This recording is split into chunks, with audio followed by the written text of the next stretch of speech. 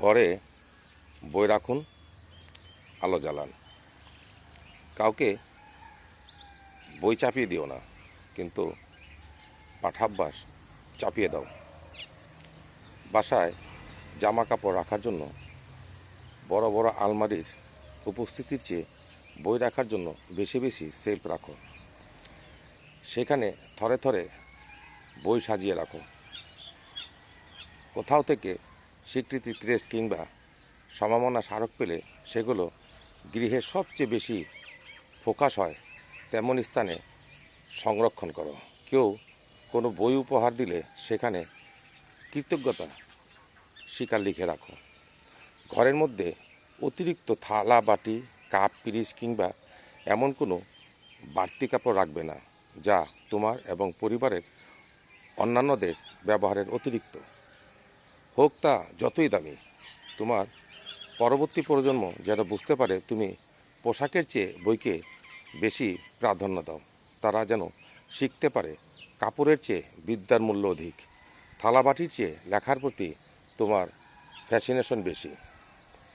তুমি সারা জীবন কাজ করেছ এবং সেগুলোর জন্য সম্মানিত হয়েছ, স্বীকৃতি পেয়েছ।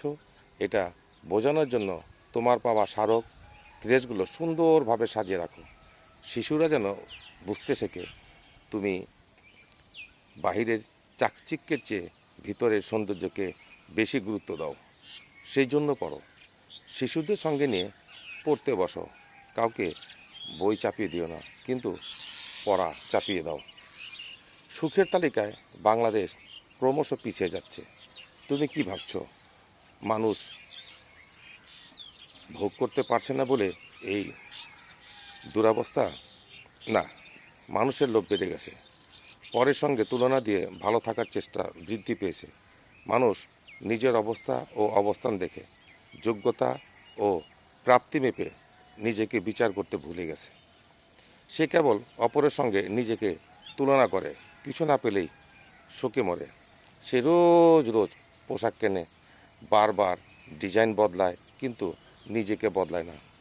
কিঞ্চিত কোনো দিন ব্যবহার করবে না জেনেও সে প্রচুর তৈজসপত্র কিনে, বই কেনে না, বই পড়ে না। অথচ যে অভ্যাস তাকে সুখী করতে পারত, জাগতিক দুর্দশা থেকে দূরে রাখতে পারত কিংবা অপরের সঙ্গে শত্রুতা হ্রাস করতে পারত, সে অভ্যাস তার মধ্যে নেই। তার ঘরে বই নেই, অবসরের সঙ্গে বই নেই। কাউকে বইয়ের কথা বললে তার মুখে অমাবস্যার অন্ধকার নেমে আসে। কাউকে পড়তে বললে মনে হয় তার সঙ্গে রাজ্যের শত্রুতা বাড়ল। না পড়লে মানুষ শিখবে কোথা থেকে বলুন তো?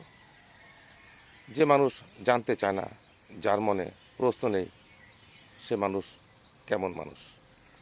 ঘরে বই থাকলে না পড়ে থাকা যায় না। বই কখনোই ক্ষুধার বিরুদ্ধে দাঁড়ায় না। তবে কি খাওয়া যাবে? আর কোনটা ক্ষতিকর সেটা এই বই জানিয়ে দেয়। বই লোভের বিরুদ্ধে, বই অহংকার, দম্ভের বিরুদ্ধে, বই অন্যায় অবিচারের বিরুদ্ধে রুখে দাঁড়ায়। বই কথা বলতে ও বলাতে শেখায়, সততা ও অসততা পার্থক্য দেখায়, নীতি ও দুর্নীতির পালনীয় ও বর্জনীয় শেখায়। যারা বই পড়ে না, বই পছন্দ করে না কিংবা বই কেনে না, তারা থেকেও নেই, বেঁচে থেকেও যা ইচ্ছা তাই। বোধ বিবেক বেঁচে দিতে তারা সময় নেয় না। বই পড়ার আন্দোলন জোরদার হওয়া জরুরি। পরিবার কেন্দ্রিক বই পড়ার অভ্যাস ও সংস্কৃতি প্রতিষ্ঠিত হোক।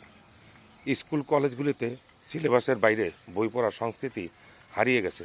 শিক্ষক বই পড়াকে বাজে অভ্যাস মনে করছে। অন্যান্য পেশাজীবীরা বই পড়াকে সময়ের অপচয় ভাবছেন। শহরের লাইব্রেরিগুলিতে ক্রেতা কমে যাচ্ছে, বইয়ের ব্যবসা উঠে যাচ্ছে। সেখানে ফাস্টফুড আর শীতাতপ নিয়ন্ত্রিত বাহারি জুতোর দোকান বসছে।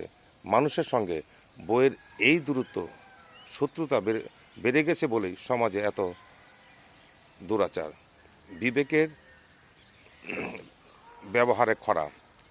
মানুষ ঘরে বই নিতেই চাচ্ছে না।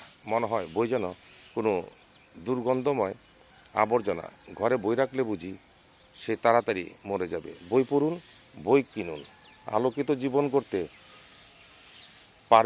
পারবেন কিনা জানি না, তবে অন্ধকার বহুল অংশে কমে যাবে।